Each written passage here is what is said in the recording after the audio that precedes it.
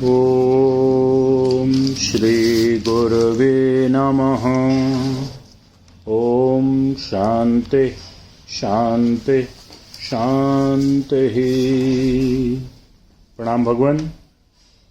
स्वामी विवेकानंद जी के दिव्य ग्रंथ ज्ञान योग के अध्याय आत्मा का मुक्त स्वभाव, जो स्वामी जी का लंदन में दिया गया भाषण से लिया गया है, उसको आज ले रहे हैं। पहला एपिसोड है।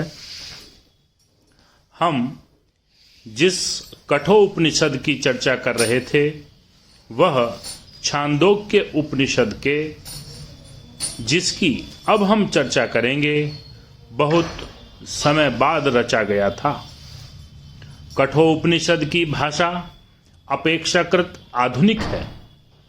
उसकी चिंतन शैली भी सबसे अधिक प्रणालीबद्ध है। प्राचीनतर उपनिषदों की भाषा कुछ अन्य प्रकार की है।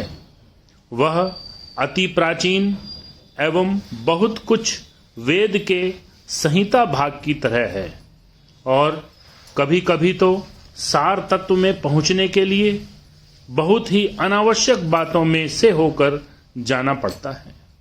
इस प्राचीन उपनिषद पर वेद के कर्मकांड का, जिसके विषय में मैं तुमको बतला चुका हूं, और जो वेदों का दूसरा खंड है, काफी प्रभाव पड़ा है।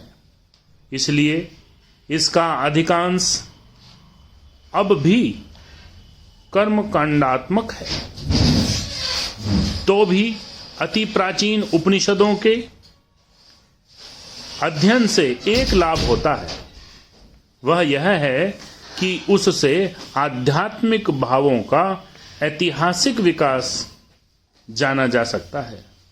अपेक्षाकृत आधुनिक उपनिषदों में ये आध्यात्मिक तत्व एकत्र संग्रहित एवं सज्जित पाए जाते हैं।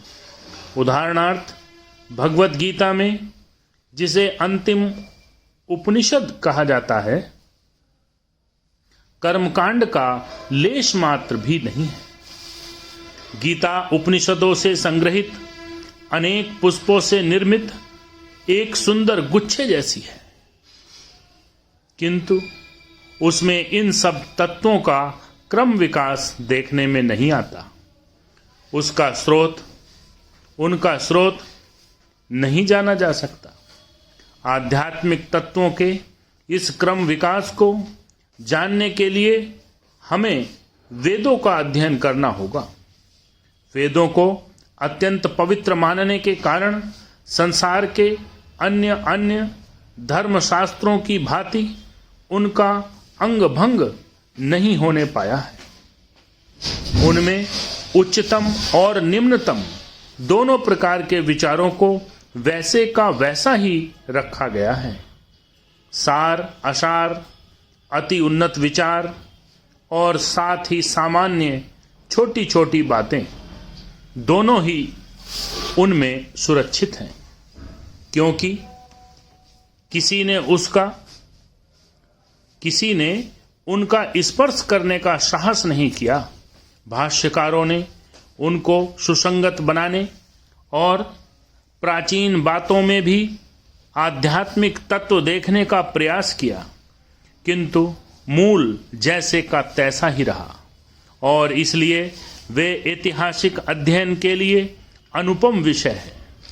हम सभी जानते हैं कि प्रत्येक धर्म के शास्त्रों में परवर्ती काल की विकासमान आध्यात्मिकता के अनुरूप परिवर्तन किए गए हैं। इधर उधर एक शब्द बदल दिया या जोड़ दिया गया, पर वैदिक साहित्य में संभवतः ऐसा नहीं किया गया है, और यदि हुआ भी हो तो उसका पता नहीं चलता।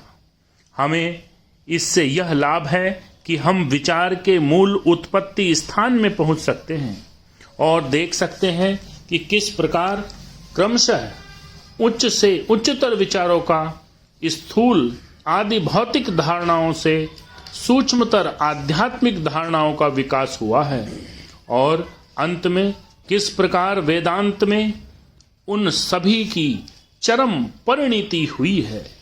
वैदिक साहित्य में अनेक प्राचीन आचारों व्यवहारों का भी आभास पाया जाता है, पर उपनिषदों में उनका अधिक वर्णन नहीं है।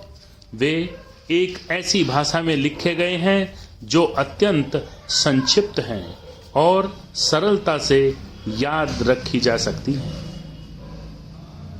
ओम शांति शांति शांति।